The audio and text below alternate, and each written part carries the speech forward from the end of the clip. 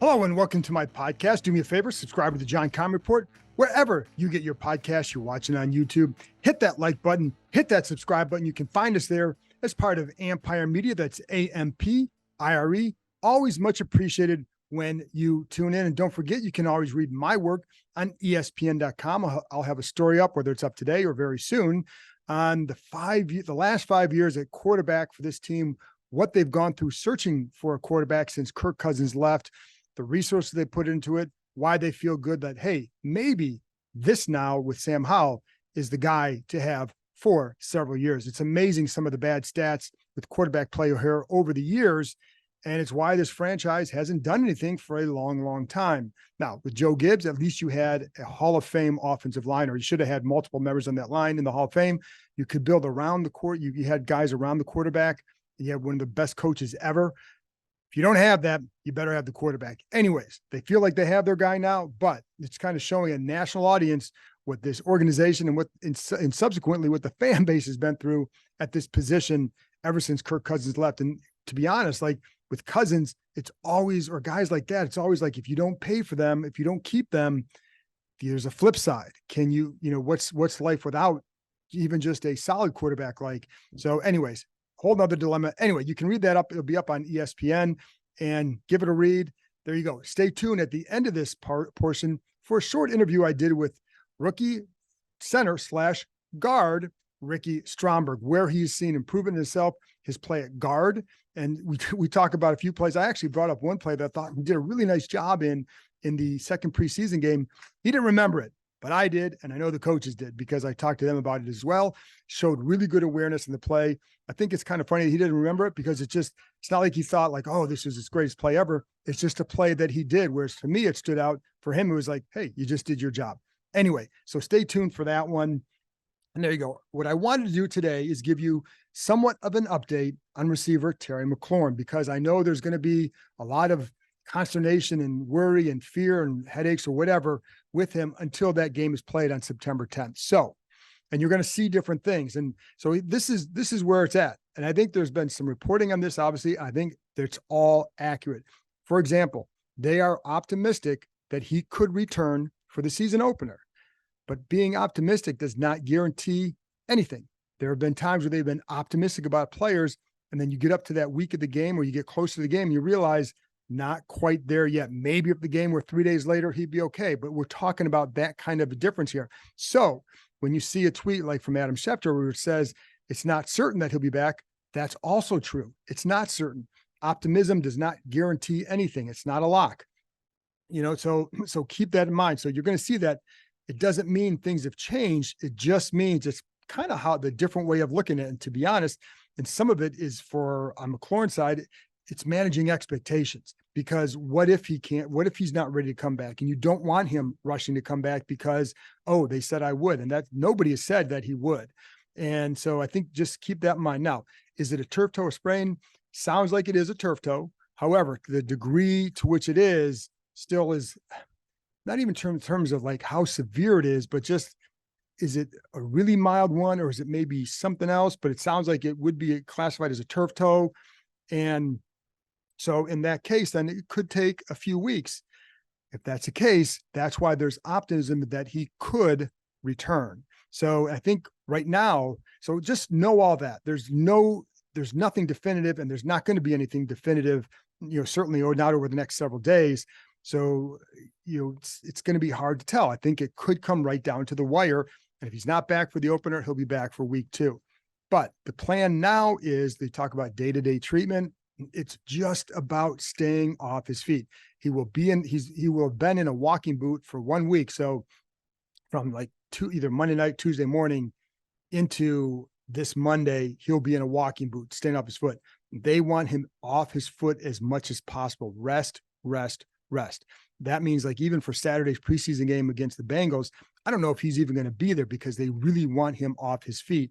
Knowing Terry, he's going to want to be there, but not a guarantee, because the smartest thing for him is to stay off that foot. They certainly do not want him down there standing on the sidelines. If he's there, he'd be up in a box somewhere watching because he needs to stay off that foot. They're kind of taking a similar approach with John Allen. For example, I'm out here right now at Joint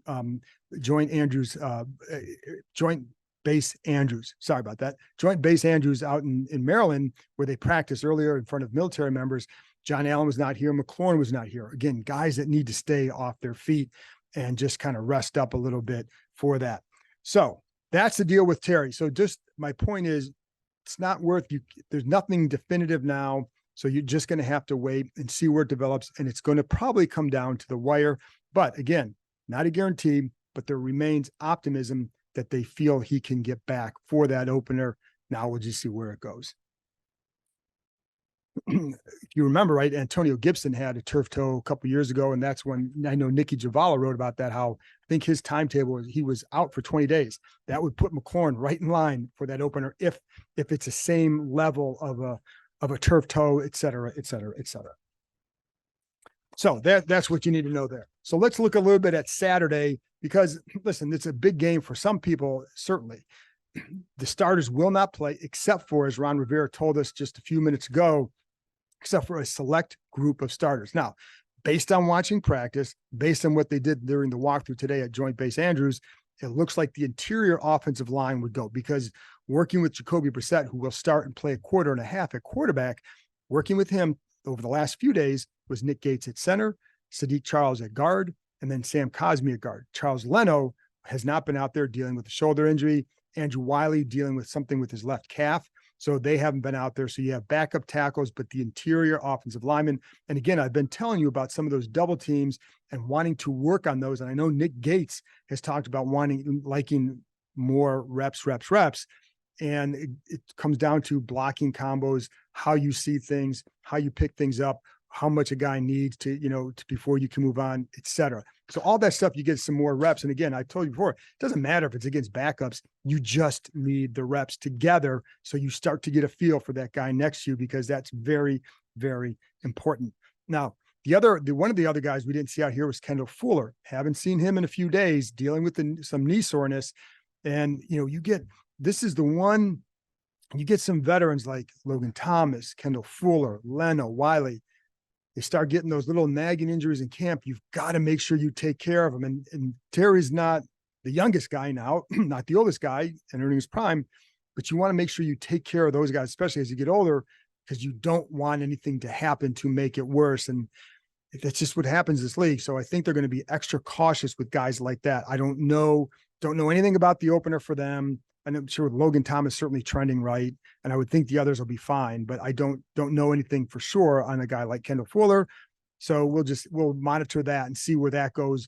Next week, they're only going to have a couple practices, and then the week after that is when the practice for the opener begins in earnest, and that's when you'll get a really good feel for who's going to be available or who not. Right now, they don't have to tell us. They don't have to tell you anything. They just, we know what their injuries are dealing with, but no, we don't know the severity of some of these, and all that. So they don't have to really give you the full detailed information or give you more information on all that in terms of status until the week before the opener. And really, it's that Wednesday before the opener. That's when we'll really know for sure how things look for a lot of these players. Anyway, back to Saturday, because this game, there's always one or two spots that kind of gets decided. And Saturday, sometimes it's because maybe somebody gets hurt, opening up a spot for someone else. Maybe it's because somebody emerges as a player. Again, I bring up Shaka Tony. There have been other guys too in the past that have a really good final game. Maybe a Jared Patterson a couple of years ago, where he has a good game. And it's like, okay, now you kind of want to put him on there. And even for guys like Patterson, like a Jonathan Williams, what they really need to do is put out good film. And the more good film you put out, the more chance you have of playing in the NFL, because for both those guys, I just don't see them making it, short of somebody getting hurt ahead of them, like a Rodriguez, Robinson, or Antonio Gibson. So short of that, those guys are going to have a hard time making it. But by the way, I'm going to go over more of the roster stuff from Monday's podcast, because the final cuts will be Tuesday. And I think they're going to be made early in the day. So the deadline is 4:00 on Tuesday, but I will go over how I see this for Monday's podcast. And after Saturday's game, Bram Weinstein, the voice of the Commanders, and I will discuss just kind of the end of the preseason for Washington, where this roster is at, what we like, what we don't like, concern, et cetera, et cetera, et cetera. So last thing here, a couple spots that I think are worth watching going into this finale and going into next week. Defensive line, do you keep 11 or 10? Because then it depends then if are you keeping 4 or 5 linebackers? That determines how many D-line you keep. And I think D-line is going to be the area that will be the hardest decision to make. Not just, do you keep 10 or 11? And if you only keep 10, who gets cut between Smith-Williams, Tuhill, Henry, and Jones? And I don't think you're cutting one of the rookies. So, and I, by the way, I had Andre Jones, their 7th round pick. Yes, 7th round pick. I think I said on the thing yesterday that he was undrafted, just a brain cramp. I know he's a 7th round pick. Anyway, had him on there yesterday. Go back and listen to him for the podcast. But he's shown enough that he would be certainly hard to cut. I think then you're also looking at, do you keep 6 or 7 receivers? How does that impact Kaz Allen if you only keep 6? Does he make it? Could he make it if you keep 6? Then it depends. What kind of night does he have against the Bengals? A big return? Has he done enough as a returner to at least give you a taste, or other teams a taste, more importantly, of what he could do if you sign him as a returner only? Because he's not close to being ready as a receiver. So if you put him out there, you put him on the roster, it is only for returning kicks. That's it. So that's why, to me, it may mean that if you keep him, it probably means you keep 7 receivers. So again, more on that on Monday. And also, I told you about my Ricky Stromberg interview. So you know what? I'm done. Let's get to Ricky Stromberg. Here's my conversation with the Commanders' 3rd round pick, Ricky Stromberg.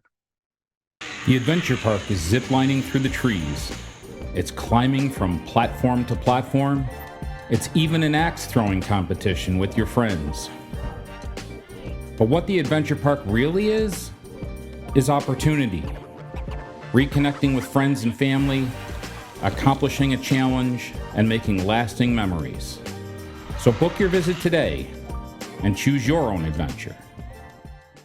I'm John Keim with ESPN. Nice to meet you. Nice to meet you. Did you talk to us? Yes. Yeah.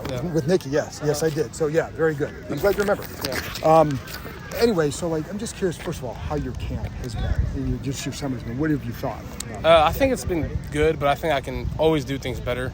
I'm striving to, try to for me, for a good day is a perfect day, But overall, I think it's been pretty good, but I'm still just picking up on little things. What are you most pleased with what you've been able to show through about a month or so? Just being able to pick up on things fast, like learn the plays fast, that sort of thing. Being able to just kind of jump in there and go right at it, and that's something that. What are some examples of that? Do you have? Is it? How do you do that? How have you been able to? Well, yeah, just I know where OTAs are when we got here. You got a playbook, and then the next day you're jumping in to plays. So do you have a night to study? So that's about it. So. That's something I think I've shown well, is to be able to pick up that knowledge fast. How does it, and what on the field? Because obviously you got a veteran in front of you in Nick Gates, and what have you picked up from him? What are things that that you have been able to incorporate into your? I mean, everything. Nick is awesome. He's an awesome vet. I asked him and Tyler for advice. For literally everything. Everything you can think of, just extra work. How they go about their days. How they go about certain schemes or protection, or how they're going to set this guy versus this look, that sort of thing. So I asked them for everything, and they're great. What's the biggest thing maybe you picked up from them? Yeah. Really, honestly, not something they told me. Just watching them play and watching how they go about their business is how I'm trying to do that. I'm trying to follow their footsteps and go about how they go about their business is how I'm trying to go about my business. So are you going to start pulling showing your gut every practice like Nick? No, Nick's got a better body. I can't do that. But they're just great. They lead great by example, and that's something that they've caught my eye for sure. You're also now working at guard, and I know you were just talking about it over there for a minute, but you look really comfortable at the position. How do you feel that comfortable? Yeah, I mean, I feel pretty confident, but again, I'm still trying to work on every little thing that comes with guard, because it is different from center. It's not a huge difference, but it is different than center, and I feel more and more confident, the more and more reps I get at guard for sure. What is some obvious differences? You're not saying with the ball, but in terms of just blocking, what are some of the biggest differences or maybe the little things that you have to adjust to? So the little things is being able, so if you have at center, if you have a tight shade versus, if you have a tight 3 at guard, you're going to be punching on different times when Okay. you're at center versus guard. It's those little details Okay. and little techniques that are a little different. That's just something I just got to keep continuing. Because to pick watching up. you, your punches, you seem pretty aggressive at times with that at guard, which looks like it's a comfort level. Yeah, I mean, it's a comfort level because I've been repping it so much. I think I'm getting more comfortable because we're coming out here before and then staying after and then during, just working on timing and punching. So it's just the over and over repetition. How about like it also, and I mean, maybe I'm wrong, but in watching you, like the awareness you play with, I think that's one thing I always tell people. You seem to play with good awareness.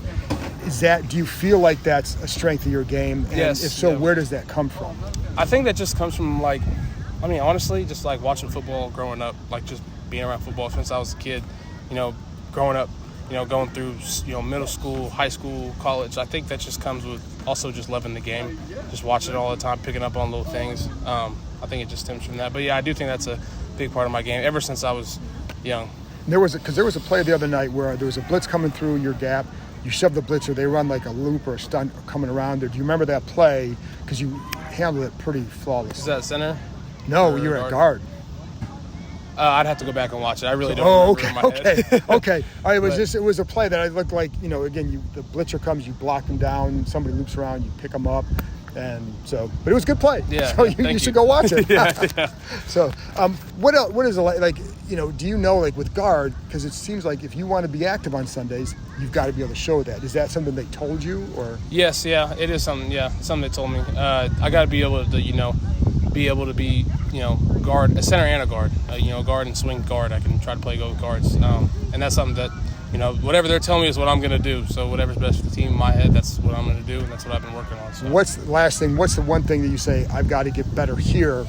Because obviously everyone wants to get on the field, but where do you feel like I've got to get better here? Where just consistency overall. I mean, that could mean just if I'm winning a rep, losing a rep, I'd rather win a rep, win a rep, lose a rep. Not win, lose, or win, lose. Just overall consistency on the field. So, yeah. And I'm sorry, I lied. This will be the last thing. Like strength, upper body strength on it. When you're watching some of those stuff, like you can't tell, like, is it the ability to anchor? Is it an upper body thing? How do you feel about that area? Like in terms of strength, what you need, is it there? Do you have to get better there? Or is it more about lower body anchoring or what? You did pretty well the other night. Yeah, I feel pretty confident. I think it's about anchoring in lower body, Okay. especially in pass protection if someone's pulling Right. you. I think it's all about how you anchor. I think it all stems from down here, in my opinion. Yeah. But I don't think it's set. Yeah, I don't think it's that big of an issue. Okay. I think that's something that Just more you have to get used to that. Yeah. Just get Okay. used to. I'm still learning. I still want to learn, still learning out here with it, like with everybody else. So. Did they make you sing? Yes, I did. What'd you sing? I sang "Ain't No Mountain High Enough." Did they boo you? No, they Really? cheered. They booed like, are you a good singer? No, but I just sang my heart out. Because they booed everybody else. Some people got some ovations. Oh, who got an ovation? KJ Henry was the first one to go, and he got an ovation. I don't know what he sang. I don't know the song, but everybody loved it. Okay. All right, man. Thanks a lot. Yeah, Appreciate thank it.